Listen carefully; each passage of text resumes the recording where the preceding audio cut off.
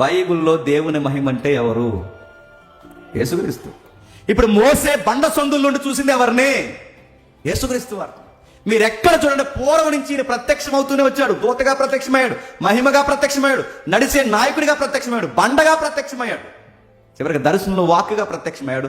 తనను తాను బయలుపరుచుకున్నాడు. అంత గంభీరమైన దేవుడు, సృష్టిని కలిగించిన దేవుడు, ఎర్ర సముద్రాన్ని పాలు చేసిన దేవుడు, మన్నాను కురిపించిన దేవుడు, బలవంతుడైన దేవుడు పశువుల పాకలో అమాయకుడిగా పరుండ పెట్టబడ్డానికి ఇష్టపడ్డాడు. యేసుక్రీస్తు వారు ఎందుకు పుట్టాడంటే దేవుడితో శత్రుత్వం పోగొట్టడానికి పుట్టాడు. యేసుక్రీస్తు వారు ఎందుకు పుట్టాడంటే దేవుని చేయబట్టుకుని మన చేతుల్లో దేవుడు చేయబెట్టడానికి పుట్టాడు. యేసుక్రీస్తు వారు ఎందుకు పుట్టాడంటే మన సమాధానపరచడానికి పుట్టాడు. యేసుక్రీస్తు వారు ఎందుకు పుట్టాడంటే పతనమైపోయిన మానవుల్ని నిలబడ్డానికి అర్హత లేని మనల్ని తీసుకెళ్లే దేవుడు ఆయన ఎదుటి నిలబెట్టడానికి దేవుడే మానవుడిగా రావాల్సి వస్తుంది. అందుకే మేక గారు అంటున్నారు, పురాతన కాలం నుంచి తనను తాను బయలుపరుచుకుంటూ వచ్చాడు. శాశ్వత కాలం వరకు ఆయన బయలుపరుచుకుంటున్నాడు. పురాతన కాలం నుంచి ఎలా బయలుపరుచుకున్నాడు అంటే, ఇదిగో ఆ అబ్రహాంకి దర్శనంలో బయలుపరుచుకున్నాడు.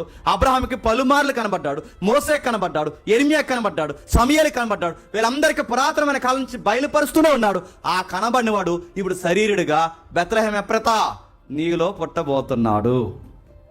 ఆయన శాశ్వత కాలం నుంచి కనబడుతూనే ఉన్నాడు. పురాతనమైన కాలం నుంచి ఆయన కనబడుతూనే ఉన్నాడు. ఆ కనబడుతూ కనబడుతూ నానా విధాలుగా నానా సమయాల్లో తనను తాను బయలుపరుచుకున్న ఆయన ఈ దినముల అంతమందు కన్యమరి గర్భం ద్వారా చెప్పండి భూమి మీదకి వచ్చాడు. తనను తాను బయలుపరుచుకున్నాడు, మాట్లాడుకున్నాడు. ఇది క్రిస్మస్ పర్పస్ అంటే దేవుడు మనతో సంధి చేసుకోవడానికి దేవుడే భూమి మీదకి వచ్చాడు. ఆ దేవుడితో ఈ దేవుడు మనతో సంధి కుదర్చడానికి మన పక్షాన మానవుడాడు. ఇది కదా క్రిస్మస్ వర్తమానం అంటే. ఇది కదా క్రీస్తు దైవత్వాన్ని గురించి మనం నేర్చుకొస్తుంది. ఇది అర్థమైందా? ఇది లేదు. ఎయిర్పోర్ట్లు కానీ, బస్ స్టాండ్లు కానీ, బట్టల షాపులు కానీ, ఇప్పుడు ఈ సీజన్ అంతా మీరు ఎక్కడ చూడండి, స్టార్లు, క్రిస్మస్ చెట్లు, ఈ మధ్య జింకలు, ఇంకా చెప్పండి క్రిస్మస్ తాత, ఆయన క్యాప్, ఇవన్నీ కనబడతాయి. కానీ ఎవరు కనబడరు చెప్పనా? క్రీస్తు కనబడ. చెట్లు కనబడుతున్నాయి, స్టార్స్ కనబడుతున్నాయి, జింకలు కనబడుతున్నాయి, అన్నీ కనబడతాయి, క్రీస్తు కనబడు. ఒకవేళ క్రీస్తు కనబడినా ఆయన దైవంగా అర్థం చేసుకోవడం చెప్పండి ఎక్కడ కనబడదు. అందుకే ఆయన అర్థం చేసుకోవాల్సిన విధంగా అర్థం చేసుకోలేకపోయారు. ఆయన ఎలా అర్థం చేసుకున్నారంటే ఆయనకే పుట్టినరోజు చేసినంత భక్తులు అయిపోయారు అంతే. అందుకే ఆయన కేక్ తెచ్చారు. ఎన్ని అడుగుల రకం ఇక్కడ 18 అడుగులు కేక్ తెచ్చారట. ఈ కేకులో మొక్కట్లేదని సంఘ పెద్దలో పాస్టర్ గారు కొట్టేసుకున్నారు. ఇది క్రిస్మస్. పాడకపోతే కొడేసుకుంటారు, వాక్యం ఇవ్వకపోతే కొడేసుకుంటారు, కేక్ మొక్క ఎట్టకపోతే కొట్టేసుకుంటారు. అడుగుతున్నారు అసలు యేసు ప్రభు ఎంత ఎలా వచ్చాడో మనకి ఏమైనా అర్థం అవ్వలేదు. ఆ దేవుడు తగ్గించుకుని భూమి మీదకి మానవుడికి వస్తే ఆయనకి మనం ఇచ్చిన సన్మానం ఏంటి చెప్పనా? దేవుడిని సిలువేసి చంపేసాం. గుర్తుపెట్టుకోండి, దేవుడు భూమి మీదకి వస్తే ఆ దేవుడిని సిలువేసి చంపేశామనే పదం కన్నా మన చేతుల్లో చనిపోవడానికి ఆయన ఇష్టపడ్డాడు, చనిపోయాడు.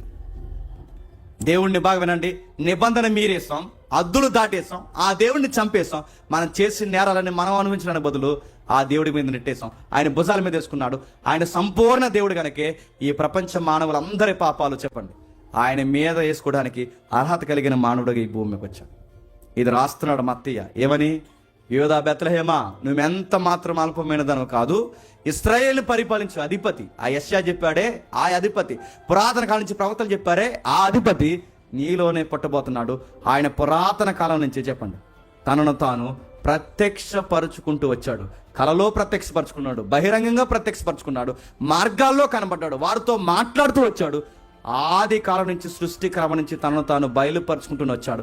ఆ బయలుపరుచుకున్నవాడు శరీర రీతిలోనికి సంచరించాడు. ఆయన తను తాను బయలుపరచుకోకపోతే అడుగుతున్నాను, దేవుడు అంటే ఏంటో మనకి ఎప్పటికైనా అర్థం అవుద్దా? యేసు ప్రభు పురాతన కాలం నుంచి మానవులతో మాట్లాడకపోతే ఎప్పటికీ పెద్ద ప్రశ్న ఏంటి చెప్పనా? దేవుడు అంటే అర్థం అవుతుంది. పూర్వకాలం దేవుడు అంటే అర్థమవుదు, క్రొత్త నిబంధనలోనూ దేవుడు అంటే అర్థమవుదు. ఇటు పూర్వకాలం ఉన్న మనుషులకి, ఇటు క్రొత్త నిబంధన మనుషులకి, ఇరువురికి దేవుడిని బయలుపరిచి దేవుడు అంటే ఇది అని అర్థమయ్యేలా బోధించింది ఎవరు చెప్పండి? యేసుక్రీస్తు లేకపోతే ఎవరికి దేవుడు అంటే అర్థం కాదు. మోసే ఒక రోజు అడుగుతాడు ఏమనంటే, దేవా నిన్ను నాకు చూడాలని ఉంది, ఒకసారి నాకు కనబరచంటే అప్పుడు దేవుడు అంటాడు, నువ్వు నన్ను చూస్తే చెప్పండి చచ్చిపోతావు అంటాడు. మరి ఎలా ప్రభు అంటే, నువ్వు నన్ను చూడాలంతేగా, నన్నేగా చూడాలి, నా మహిమను చూస్తాను. నా మహిమను చూస్తే ఎవరిని చూసినట్టు? నన్ను చూసినట్టు. ఇప్పుడు చెప్పండి, బైబిల్లో దేవుని మహిమ అంటే ఎవరు? యేసుక్రీస్తు. ఇప్పుడు మోసే బండ సందుల నుండి చూసింది ఎవరిని? యేసుక్రీస్తు వారు. మీరు ఎక్కడ చూడండి, పూర్వం నుంచి ఈయన ప్రత్యక్షం అవుతూనే వచ్చాడు. దూతగా ప్రత్యక్షమయ్యాడు, మహిమగా ప్రత్యక్షమయ్యాడు, నడిచే నాయకుడిగా ప్రత్యక్షమయ్యాడు, బండగా ప్రత్యక్షమయ్యాడు, చివరికి దర్శనంలో వాక్కుగా ప్రత్యక్షమయ్యాడు, తనను తాను బయలుపరుచుకున్నాడు. అంత గంభీరమైన దేవుడు, సృష్టిని కలిగించిన దేవుడు, ఎర్ర సముద్రాన్ని పాలు చేసిన దేవుడు, మన్నాను కురిపించిన దేవుడు, బలవంతుడైన దేవుడు పశువుల పాకలో అమాయకుడిగా పరుండ పెట్టబడ్డానికి ఇష్టపడ్డాడు. మట్టి బొమ్మలతో చేయబడిన ఈ మనుషుల మధ్యకి మట్టి ఆకారంగానే రావడానికి ఇష్టపడ్డాడు.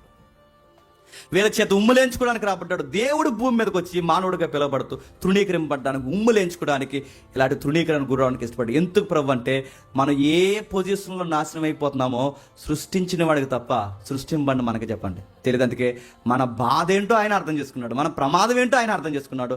చివరికి దేవుడు ఉన్న ఆయన తనను తాను తగ్గించుకొని మానవులైన మనతో మాట్లాడడానికి ఈ భూమి మీదకి వచ్చి మన కోసం వేలాడిపోయి చనిపోయి తిరిగి లేచి వెలుతులతో మాట్లాడినాడు. త్వరలో మళ్ళీ వస్తానన్నాడు. ఇప్పుడు చెప్పండి, ప్రతి డిసెంబర్ నెలలో మొదటి రాకడ జ్ఞాపకం చేసుకుంటున్నాడు. దాని అర్థం ఏంటి చెప్పనా? క్రిస్మస్ చెయ్యొచ్చా? ఈ పండితులు ఎక్కువైపోయారు ఈ మధ్య. క్రిస్మస్ చెయ్యొచ్చా? నువ్వు క్రీస్తు జ్ఞాపకం చేసుకునే మంచి నెల, అన్ని నెలలు జ్ఞాపకం చేసుకో. ఈ నెల నువ్వు జ్ఞాపకం చేసుకో, నీతో పాటు ఇరుగు పొరుగు వారికి మరింత బ్రైట్గా జ్ఞాపకం చేసే నెల ఇది. నడుతున్నాను, నువ్వు క్రిస్మస్ చేయవు, మేము క్రిస్మస్ చేయవు, నువ్వు క్రిస్మసే కదా, నువ్వేమి చేయవు. మహా అయితే ఏదైనా చేస్తే 10 రూపాయలు పులిహార పట్లం పంచి 100 రూపాయలు పబ్లిసిటీ చేస్తావు, మాకు తెలుసు నువ్వేం చేస్తావు, అదే కదా నువ్వు చేసేది. క్రిస్మస్ నడుతున్నా హిస్టరీ లాస్ట్ ఇయర్ మనం హిస్టరీ చెప్పడం గుర్తుందా? క్రిస్మస్ ఎలా వచ్చింది, దాని ఆరిజిన్ ఏంటి, క్యాండిల్స్ ఏంటి, ఎవరైతే శాంటాక్లాస్ ఏంటి అన్నీ మాట్లాడుకున్నాం. ఇవన్నీ ఆ నైషియా కౌన్సిల్ పెద్దలు కూడా తెలుసు. నా మాట అర్థమవుతుంది లేదో.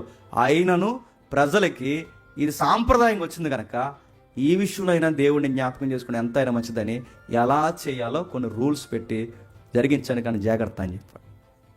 చెప్పండి, క్రిస్మస్ చేసేవాడి దగ్గరికి వెళ్ళి ఆడి ముఖం మీద వేలెట్టి నువ్వు క్రిస్మస్ చేయకూడదంటే అలా చెప్పే కన్నా అదే వేదిక దగ్గర నిలబడి క్రీస్తు ఇంతకు పుట్టాడని చెప్తే ఆ చేసేవాడికి అర్థమవుద్ది. చెప్పండి, నువ్వు బోధించినందుకు నీకు తృప్తి ఉంటుంది, అన్ని విధాలుగా ఆశీర్వాదకరంగా ఉంటుంది. మనం వెళ్ళడం చెప్పిన కొండ నాలుగు మందేసి చెప్పండి మొన్న నాకు బీగేసామంట.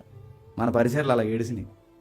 ఎందుకు చెప్తున్నాను వినండి, చెయ్యాలా చేయకూడదు కాదు, చెయ్యండి, అర్థవంతంగా చేయండి, వాక్యానికి ప్రథమ స్థానం ఇవ్వండి, ఆయనను దేవునిగా జ్ఞాపకం చేసుకోండి, అమాయకుడిగా చూడకండి, చేతగాని వాడిగా చూడకండి.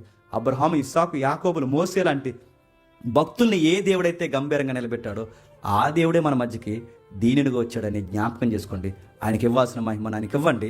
దేవ ఎందుకు వచ్చి అర్థం చేసుకోండి, ఆయన చేయి పట్టుకోండి, ఆయన చేయి మనం పట్టుకుంటాం. ఇద్దరికి సంధి చేయబడిన తర్వాత మనకి సమాధానకరమైన వాతావరణం కలుగుద్ది, సర్వోన్నతమైన స్థలంలో దేవునికి మహిమ కలుగుద్ది. అందుకే అబ్రహాంతో మాట్లాడిన దేవుడు, కుమారుడైన దేవుడు తన ప్రజలతో అన్నాడు, మీ అయ్య నన్ను అప్పుడు చూశాడులే అన్నాడు. ఇంకా 50 సంవత్సరాలు లేవు, ఎలా చూశాడు అన్నారు. పురాతన కాలం నుంచి నేను ప్రత్యక్షంతో వచ్చానులే, ఇంకా 50 సంవత్సరాలు 30 సంవత్సరాల లోపు ఉన్నాయి, నువ్వు ఎలా చూసావంటే వాళ్ళు ఏమనుకుంటున్నారంటే ఎంతసేపు యేసుప్రభు వారిని వడ్రంగి చెప్పండి వడ్లవాని కుమారుడు నజరేతులో పుట్టినాడని ఎలా అని అనుకుంటున్నారు. ఆ రోజు వాళ్ళు అలా అనుకున్నారు, ఆయన అలాగే పరిచయం చేశారు. ఈరోజు ఏమనుకుంటున్నారంటే ఇంకా తొట్టులోనే ఉన్నారు అనుకుంటున్నారు.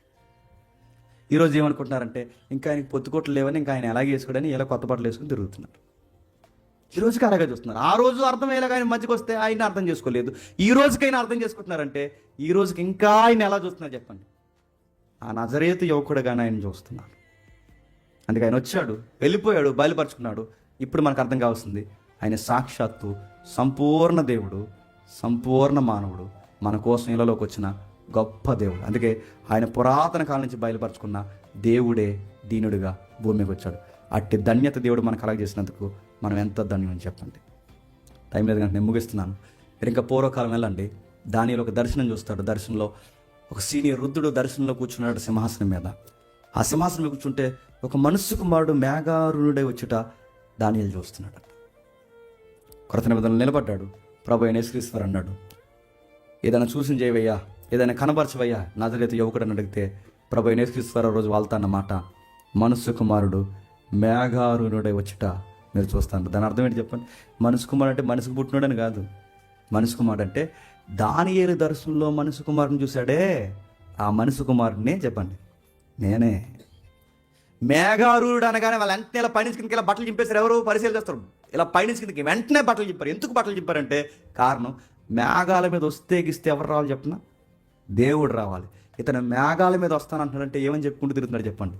నేను దేవుడిని అని చెప్పుకుంటూ తిరుగుతున్నాడు. ఇప్పుడు చెప్పండి, యేసు ప్రభు 2000 సంవత్సరాల క్రితం వచ్చినాడా? మొదటి మనిషి దగ్గర నుంచి తనను తాను ప్రత్యక్షపరుచుకుంటూ వచ్చిన దేవుడా చెప్పండి?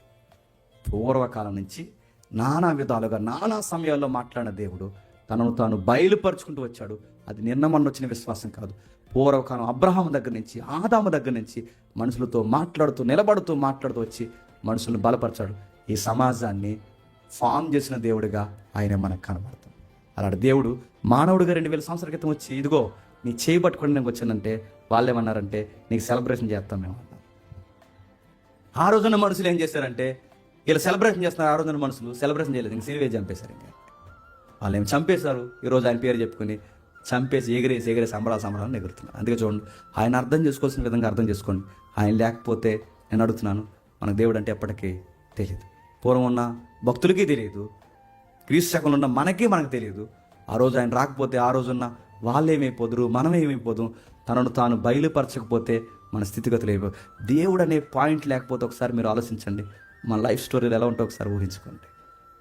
ఇంత గొప్ప మేలు జరిగించడానికి ఆయన భూమి మీద వచ్చాడు, మనందరినీ దేవునికి దగ్గర చేశాడు. అందుకే ఈయన సంపూర్ణ దేవుడు, సంపూర్ణ మానవుడు.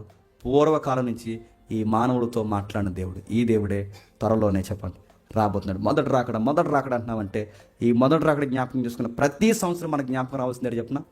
రెండో రాకడికి ఒక సంవత్సరం దగ్గర అయ్యే జ్ఞాపకం చేసుకోండి. ఆ రాకడ త్వరలోనే సంభవించబోతుంది. దేవుడు మిమ్మల్ని దీవించును గాక.